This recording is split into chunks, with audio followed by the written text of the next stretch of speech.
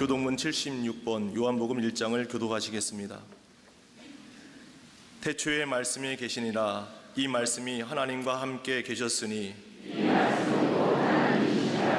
그가 태초에 하나님과 함께 계셨고 만물이 그로 말미암아 지은 바 되었으니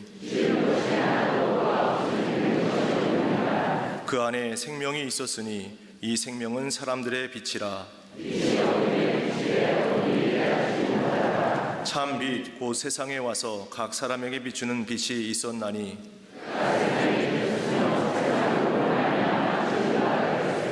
세상이 그를 알지 못하였고 자기 땅에 오매 자기 백성이 영접하지 아니하였으나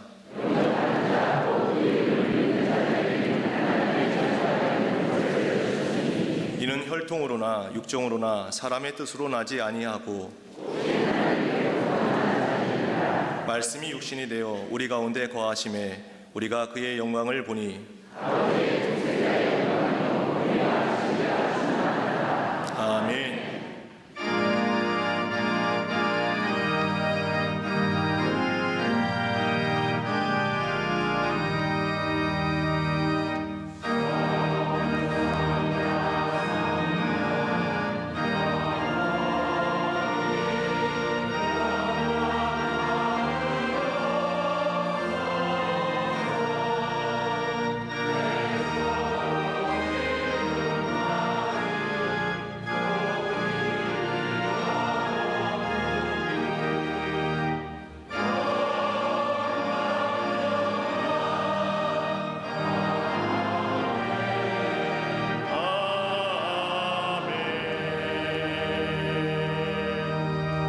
전능하사 천지를 만드신 하나님 아버지를 내가 믿사오며 그 외아들 우리 주 예수 그리스도를 믿사오니 이는 성령으로 잉태하사 동정녀 마리아에게 나시고 본디오 빌라도에게 고난을 받으사 십자가에 못 박혀 죽으시고 장사한 지 사흘 만에 죽은 자 가운데서 다시 살아나시며 하늘에 오르사 전능하신 하나님 우편에 앉아 계시다가 저리로서 산 자와 죽은 자를 심판하러 오시리라. 성령을 믿사오며 거룩한 공회와 성도가 서로 교통하는 것과 죄를 사하여 주시는 것과 몸이 다시 사는 것과 영원히 사는 것을 믿사옵나이다. 아멘.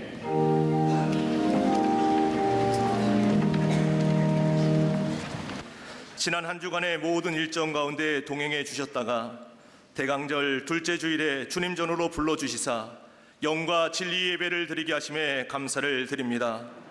기다림의 성취요 예수 그리스도의 오심에 대한 의미를 찬송하며 기도함으로 보내는 대강절기가 되게 하옵소서. 이 시간 주님께서 주신 교회를 사모하는 마음으로 예배의 산 제물이 되어 주님 앞에 드려질 때 감당할 수 없는 은혜로 온 교회를 충만하게 하사 예배의 자리에서 쉐키나의 영광을 보게 하옵소서. 주일 예배를 신령한 은혜로 채우사 온 성도가 예수 그리스도에게 집중하는 예배자가 되게 하옵소서. 주님의 놀라운 사랑과 은혜 가운데 살아감에도 불구하고 이전의 습관과 태도를 버리지 못한 채 여전히 주님의 은혜와 사랑을 거역하는 저희들의 죄를 회개하오니 용서하여 주시옵소서. 저희에게 정결한 마음을 허락하시사 더러운 죄를 모두 벗게 하시며 주님의 영광에 참여하는 자 되게 하여 주시옵소서. 성령의 회복해 하심으로 대한민국을 이끄시는 하나님 아버지, 성령의 바람이 구석구석 불어와 하나님의 지혜와 능력으로 회복되고 치유되는 이 땅이 되게 하옵소서. 진리와 기적을 가로막는 편견과 고집이 완전히 깨어지는 은혜가 넘치게 하여 주시옵소서. 세우신 한국교회가 이 시대의 거룩한 구루터기가 되게 하시며 교회의 도덕성과 거룩한 영성의 회복을 통해 세상이 복음으로 편만해지는 그날이 속히 임하게 하옵소서. 악이 일상화된 세상 속에서 주의 제단이 예수 그리스도를 마음에 모시고 생명을 선포할 때 온 교회가 기쁨의 깃발을 들고 절대 복음의 능력으로 승리하는 사도행전적 선교 공동체로 더욱 귀하게 쓰임받게 하여 주시옵소서.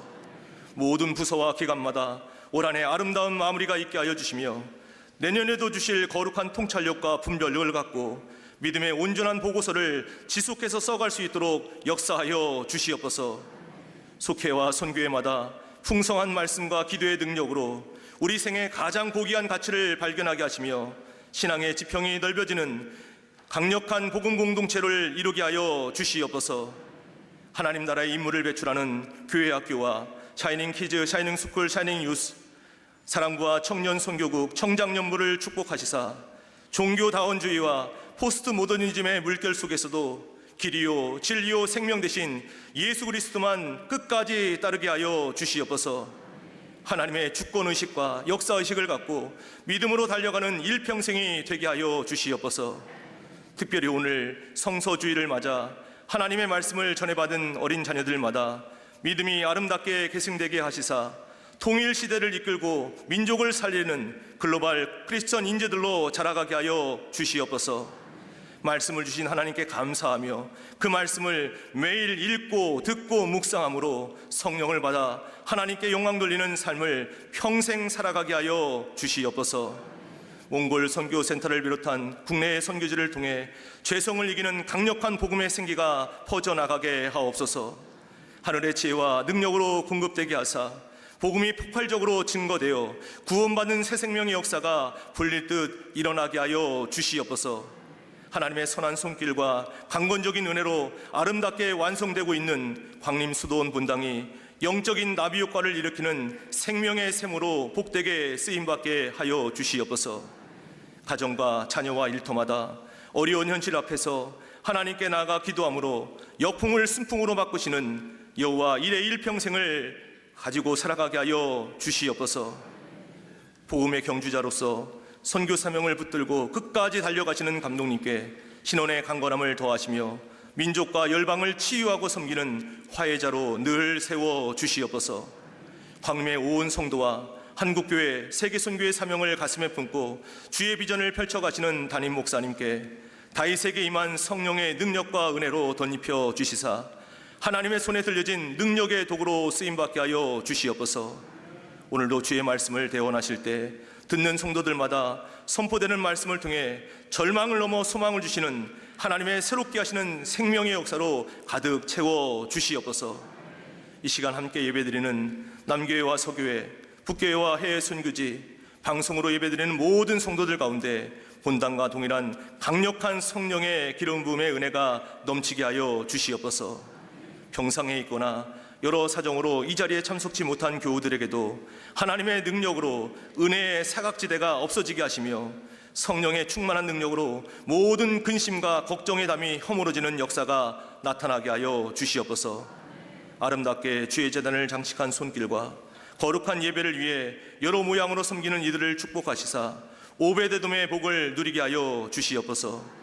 거룩하신 주님의 신령한 임재를 감사와 기쁨으로 화답하는 갈릴리 성가대와 옥사라의 찬양을 기뻐받아 주시오며 찬양이 울려 퍼질 때 구원의 감사와 성령의 기쁨이 충만한 은혜의 진원지가 되게 하여 주시옵소서.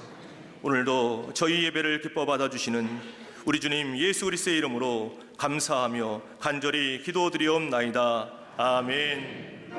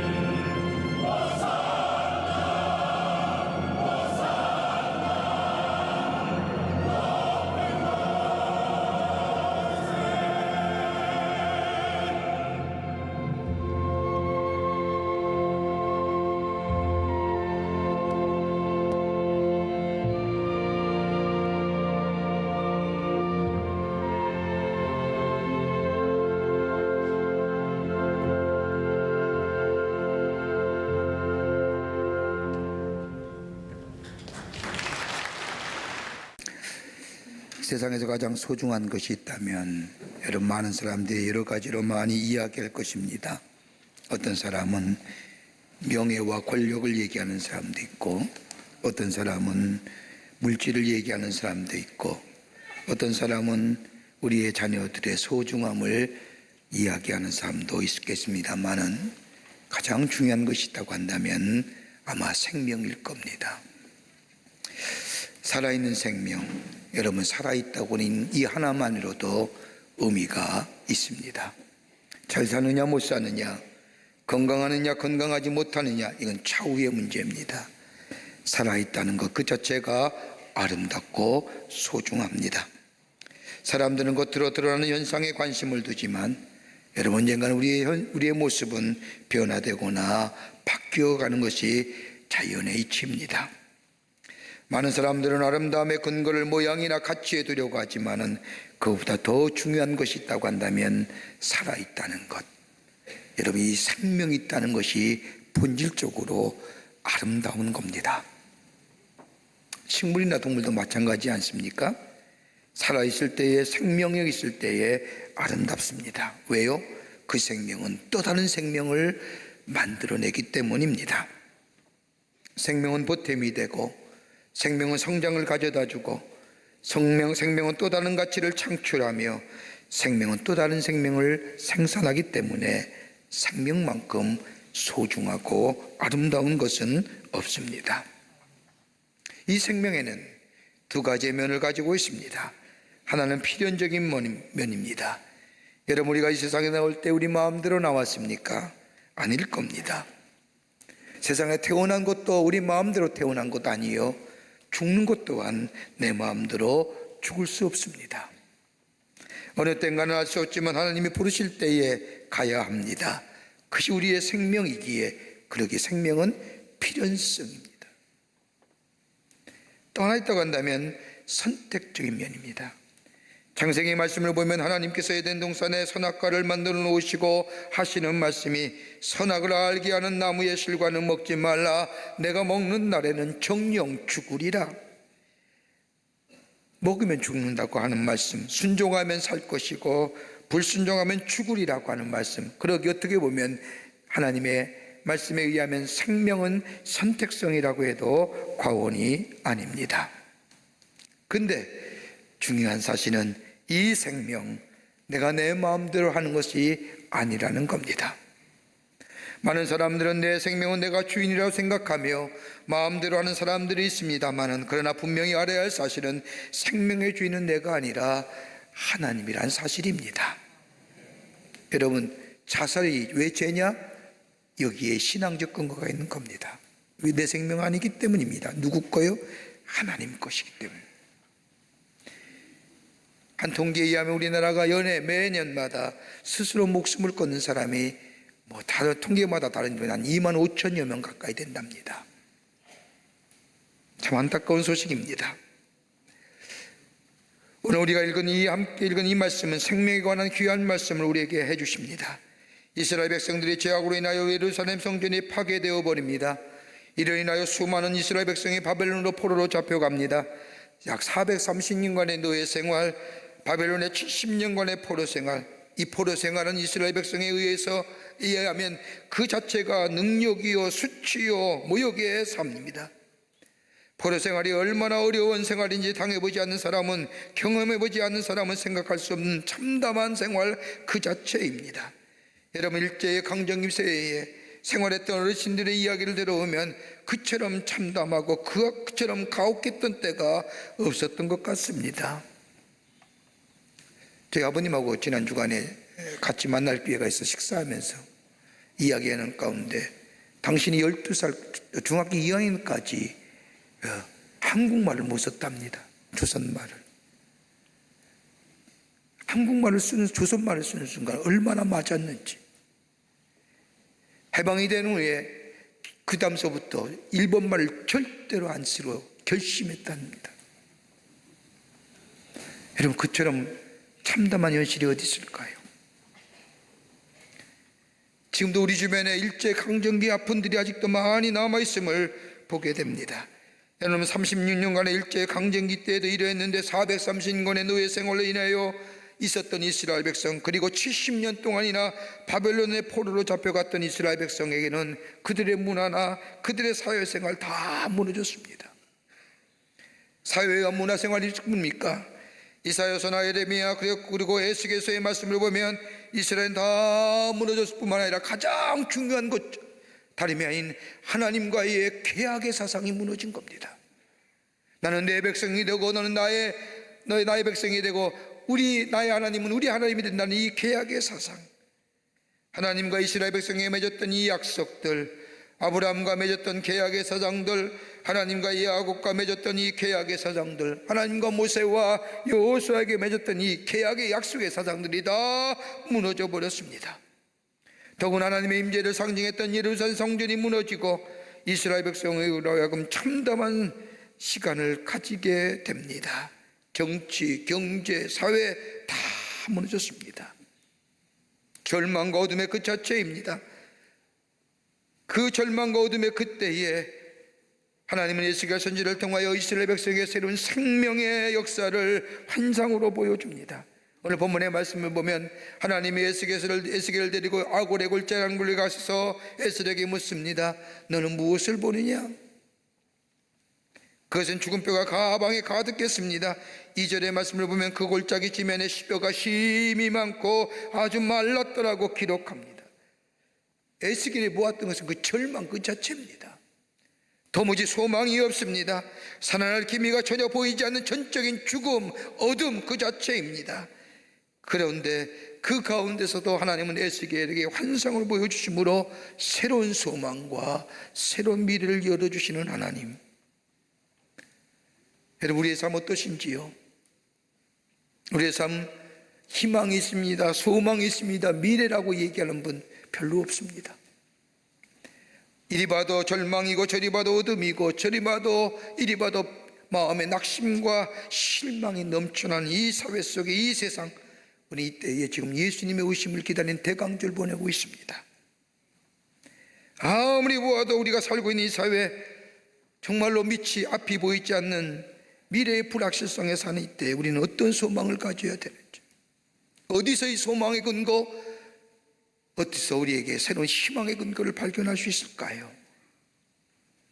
예수의 오심을 기다리는 이때에 오늘 본문의 말씀을 통해서 몇 가지를 함께 말씀을 나누며 은혜 받기를 원합니다. 첫째는 절망을 넘어선 소망은 하나님께로부터 온다는 겁니다. 소망은 하나님께로부터 오는 겁니다. 오늘 3절의 말씀을 보면 에스겔에게 묻습니다. 이 뼈들이 능히 살아나겠느냐라고 하는 이 질문에 에스겔은 대답하지요. 주 여호와께서, 주께서만 아십니다라고 하네.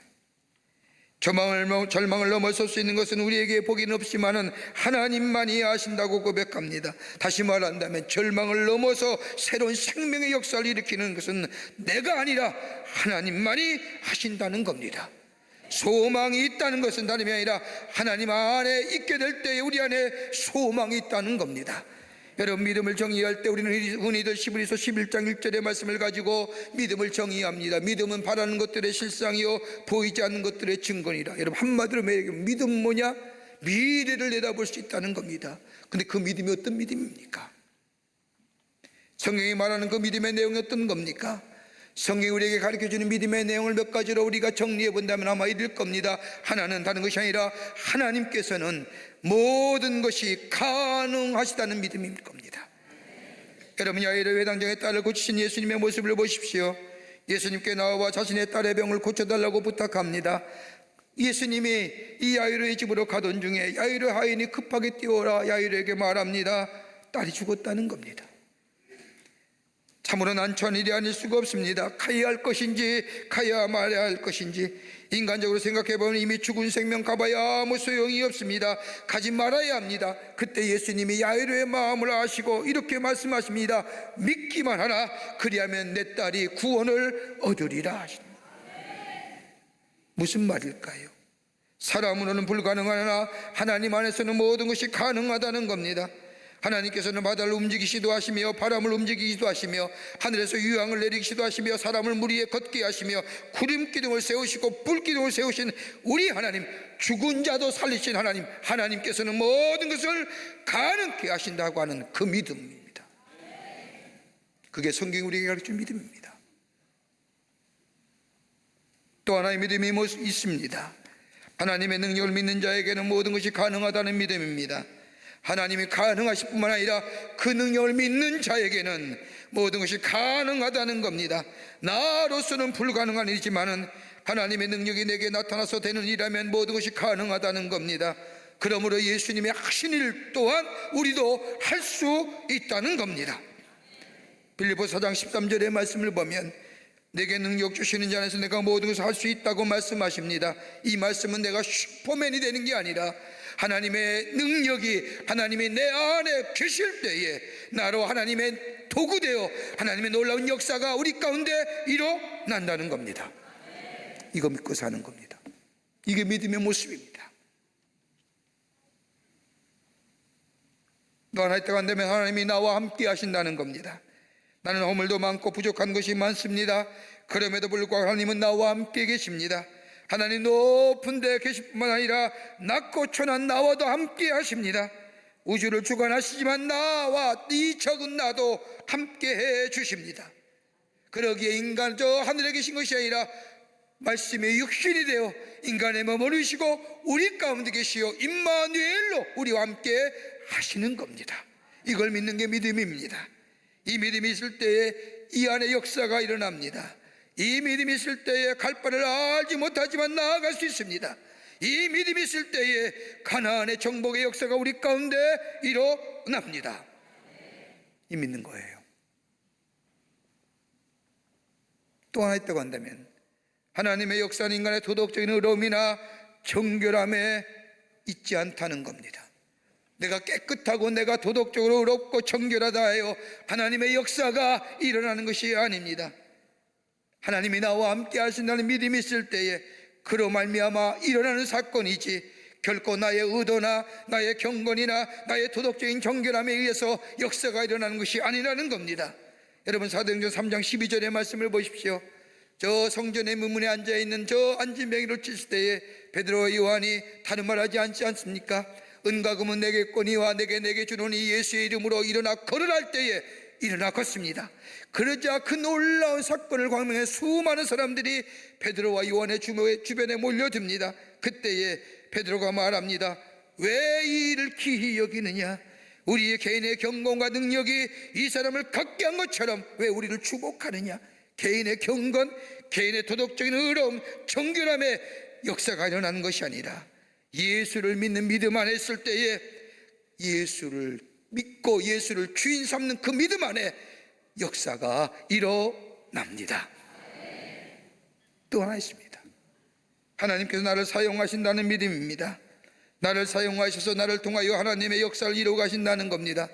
나를 하나의 그릇으로 하나의 도구로 하나님의 능력의 도구로 쓰임받고 하나님이 나를 사용하신다고 하는 이 믿음, 여기에 역사가 일어납니다. 여기에 진실함이 있습니다. 여기에 의로움이 있습니다. 여기에 경건성이 나타나는 겁니다. 또 하나 성경이 우리에게 가르치는 믿음이 있다고 한다면 이 믿음 끝까지 지켜야 한다는 겁니다. 어떤 경우에도 칭찬을 받을 때나 영광을 받은 순간에나 이 믿음이 변함이 없어야 됩니다. 여러분 모세 보세요. 이스라엘 백성을 데리고 가데스바네에 왔을 때에 가나안 땅을 목전에 앞에 두고 가데스바네에 도착한 이스라엘 백성 무리 얻게 되자 모세를 원망하고 하나님을 원망하기 시작합니다. 모세가 하나님께 기도합니다. 어떻게 해야 됩니까? 그때 하나님께서 모세에게 말씀하십니다. 반석을 명하여 물을 내게 하라. 모세가 어떻게 합니까? 이스라엘 백성 온 회중을 다 모아놓고 이스라엘 백성에게 말합니다. 할 때에 이스라엘 백성이 모세를 보자마자 원망과 불평을 쏟아내자 마음의 분노가 일어납니다. 격정이 일어납니다. 이 모세는 하나님의 말씀대로 저 반석을 명하라 했는데 그 지팡이를 가지고 그 격정의 분노에 이스라엘 백성 앞에서 반석을 내리칩니다. 하나님의 역사하심 때라 물이 나왔지요. 저들의 갈증이 다 해결됐지만 하나님이 모세에게 말합니다. 넌 이 총회 앞에서 나의 거룩함을 나타내지 못하였노라. 하나님의 거룩함을 드러내지 못한 모세, 어느 순간에든지 끝까지 그 믿음을 붙잡지 못했던 모세, 그 한순간의 실수가 지면에 온유한 자요, 사람이 난 사람 가운데 이만큼 온유하고 겸손한 자이었다고 얘기했던 그 모세, 결국은 하나님 나라, 하나님이 약속했던 가나안 땅에 들어가지 못합니다. 끝까지 지키는 거예요. 어떤 일이 있어도 이 믿음 변함이 없는 거예요. 오히려 뒤로 실패했더라도 뒤로 넘어지는 믿음이 아니라 앞으로 넘어지는 믿음이 돼야 되는 거예요. 이거 시키는 거예요. 또 하나 있다고 한다면, 믿음은 이 믿음이 있을 때에 초월의 역사가 경험하게 됩니다. 여러분, 노벨문학상을 받은 펄벅 여사 여러분 잘 아실 겁니다. 돼지와 어머니라고 이의 초상이란 작품을 통하여 많은 사람들에게 사랑을 받았던 작가입니다. 어머니의 초상이란 작품 속에 펄벅은 자신의 어머니를 이렇게 이야기합니다. 자신의 어머니는 22살에 결혼했습니다. 선교사의 남편을 따라 전혀 알지 못하는 아버지의 나라인 중국에 와 하나님 나라의 복음을 전합니다. 교통도 어렵고 두절되고 아무런 연락도 되지 않은 채 굶주림과 위협 가운데 하나님의 복음을 전합니다. 그 많은 고난과 어려움 가운데서도 7명의 자녀를 낳았는데 그 가운데 4명을 어머니의 품에 품습니다. 어머니 품에서 죽었습니다. 그러나 이러한 고통 속에서 어머니는 믿음으로 나머지 3자녀를 정성껏 키웁니다. 아이들에게 소망을 주고 절대로 고통스러운 얼굴을 띠지 않습니다. 아이들에게 쾌활하고 즐거운 노래로 시간을 보냅니다. 하나님의 말씀을 들려줍니다. 이 아이들은 어머니의 쾌활하고 밝은 얼굴 때문에 한 번도 어머니가 고생한다거나 어머니가 괴로워한다는 것을 몰랐습니다. 어머니의 초상을 보면서 밝은 모습으로 성장한 이 펄벅, 어머니가 들렸던 성경 구절을 생각해냅니다. 시편 84편 6절의 말씀입니다. 눈물의 골짜기로 통행할 때에 내 그곳으로 많은 샘이 고쳐되게 하며, 말씀이 소망이 됐다. 여러분, 이게 믿음입니다. 믿음의 모습입니다. 이 믿음은 어디서 생기는 겁니까? 다름이 아니라 하나님의 말씀을 들을 때에 생겨나는 겁니다. 말씀이 들음으로 인하여 믿음이 성장하고 자라납니다. 아모스 8장 11절 말씀을 보면 양식이 없어 굶주림이 주림이 아니며 물이 없어서 가람이 아니요 하나님의 말씀이 듣지 못할 때에 기갈이 온다고 말하는 거예요. 말씀을 들어야 됩니다. 말씀을 따라 살아야 됩니다. 말씀 안에 치유가 있고 말씀 안에 역사가 일어나며 말씀 안에 새로운 회복과 새로운 미래의 소망의 역사를 경험하게 됩니다. 말씀 가까이. 어렵습니까? 곤고하십니까? 미래가 불투명해 보이십니까? 그럴 때일수록 하나님의 말씀을 가까이 하며 말씀을 읽을 때에 그 절망과 어둠이 넘어서서 소망이, 새로운 미래가 우리 가운데 보여지고 열려지는 역사가 있게 될 줄 믿습니다. 두 번째는 말씀이 새롭게 하십니다. 9절 말씀을 보면 또 내게 이르시되 인자야 너는 생기를 향하여 대언하라, 생기에 대하여 대언하라. 이르기를 주 여호와의 말씀의 생기가 사방에서부터 와서 이 사망을 당한 자에게 붙어서 살게 하라. 생기가 사방으로부터 와서 이 죽은 자, 절망하고 좌절하고 아무런 미래가 없는 자에게 붙어서 살아나게 하라는 겁니다. 여러분, 생기가 뭘까요? 하나님의 말씀이 전하여질 때에 죽은 자가 살아나고 새로운 생명의 역사가 일어난다는 겁니다. 생기, 하나님의 영이지요. 하나님의 호흡입니다. 히브리어 말하면 르하우, 신약 성경에 말하면 헬라어에 표현하면 퓨누마라고 얘기하는 이 하나님의 생기. 하나님이 생사람을 만드실 때에 자신의 형상대로 흙으로 빚으시고 그 안에 르하우를 불러넣었을 때 비로소 사람, 하나님의 형상대로 지음받은, 여러분 아무리 육체가 건강하다 할지라도, 아무리 훌륭한 정신의 세계를 갖다 할지라도, 아무리 인격적으로 회양이 있다 할지라도 그 안에 하나님의 영이 살아 움직이지 아니하면 죽은 생명이라. 여기에는요 들려도 깨달음이 없는 거예요. 하나님의 영이 아니 계시기에 하나님의 말씀이 들려와도 깨달음이 없는 거예요. 영이 살아야 그 말씀이 들려올 때에 아하, 나를 향하여 말씀이구나, 나를 깨닫게 하시고 나를 새롭게 하시는 거예요. 영이 죽으면 죽은 인생이에요. 간혹 봅니다. 많이 배운 분이에요. 학식이 높으세요. 인격적이에요. 그런데 막상 교회에 들어가면 아무 느낌이 없는 거예요. 왜요? 알지 못하기 때문에. 영이 죽었기 때문이에요.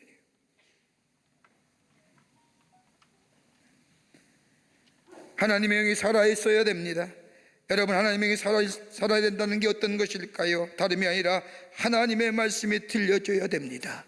하나님의 말씀이 들려줘야 됩니다. 그 말씀이 우리 안에 들려지게 될 때에 우리를 깨닫게 할 뿐만 아니라 우리의 영이 살 뿐만 아니라 하나님의 영상대로 지음받은 참된 삶으로 말씀을 들을 때에 살아나는 역사가 일어납니다. 여러분, 예수님의 공생애를 보십시오. 수많은 이적과 표적을 행하셨지 않습니까? 이적과 표적의 기사를 가만히 보면 마술이나 주술적인 것으로 하지 않으셨습니다. 오직 말씀, 하나님의 말씀이 임하게 될 때에, 하나님의 말씀이 선포되어지게 될 때에, 하나님의 말씀이 증거되어질 때에 거기에 생명의 역사가 일어났던 것을 보게 됩니다. 그러기에 말씀에는 능력이 있는 겁니다. 말씀은 새로운 영을 변화시키시며 중생케 하며 재창조의 역사가 있을 뿐만 아니라 말씀이 있을 때에 그 안에 새로운 역사가 일어납니다. 여러분, 신앙생활에서 가장 중요한 게 뭘까요? 말씀을 듣는 거예요. 여러분, 말씀을 듣을 때 어떤 역사가 일어날까요? 여러분, 우리에게 처음으로 말씀이 들려질 때 들려오는 새로운 역사는 뭐예요? 회개예요. 회개 역사가 일어나요. 여러분, 회개한다는 것 신앙생활의 가장 중요한 요소입니다. 회개가 우리 가운데 끊임없이 컨버전 회개될 때에 우리의 믿음이 자라나는 거예요. 여러분, 회개라는 게 그렇게 쉬운 거 아닙니다. 회개는 아픈 것이고 고통스러운 것이고 어려운 일입니다. 그런데 회개가 어때 일어납니까? 내 의지와 내 노력으로 하나님, 내가 잘못했습니다, 내 죄를 돌이킴으로 하나님 앞에 회개의 역사가 일어납니까? 여러분, 죄가 죄인 줄 모르는데 어떻게 회개해요? 하나님의 말씀이 들려올 때에, 하나님의 율례와 법도가 내 속에 들려올 때에 죄가 죄를 깨닫게 되고 그 말씀과 율례에 의해서 내가 죄를 깨달을 뿐만 아니라 그 말씀이 내 안에 배부를 찌를 때에 회개가 역사가 일어나는 거예요. 여러분, 내 의지와 노력으로 되는 거 아닙니다. 하나님의 말씀이 임할 때에 회개의 역사가 일어납니다. 여러분, 에스라의 말씀을 보세요. 이스라엘 백성이 바벨론의 70년간의 포로 생활을 마친 후에 하나님의 은혜 가운데 예루살렘에 들어와 성벽도 세우고 하나님의 성전도 세웁니다.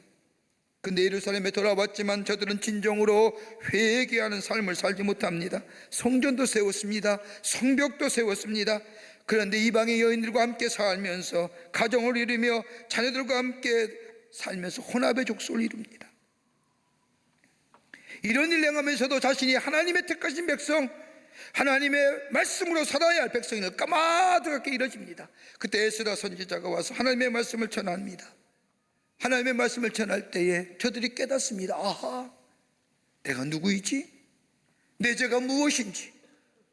여러분, 에스라가 하나님의 말씀을 전할 때 이스라엘 백성이 아침부터 점심이 될 때까지 꼬박 움직이지 않고 서서 하나님의 말씀을 듣습니다. 그 말씀을 듣게 될 때 서서 들을 뿐만 아니라 그 말씀이 저들의 마음에 들려오게 될 때 저들이 가슴을 치고 회개합니다. 그리고 어떻게 해요? 함께 살았던 이방의 여인들, 자신 사이에 낳았던 이방의 자녀들 다 자신의 고국들로 돌려보내고 정결한 자 됩니다. 뭘 얘기합니까?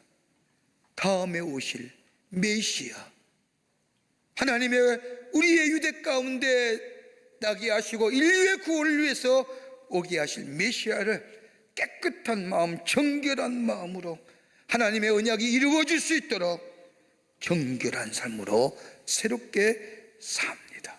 뭐예요? 말씀이에요. 말씀은 우리를 새롭게 합니다. 우리 예수님이 가까이 오십니다.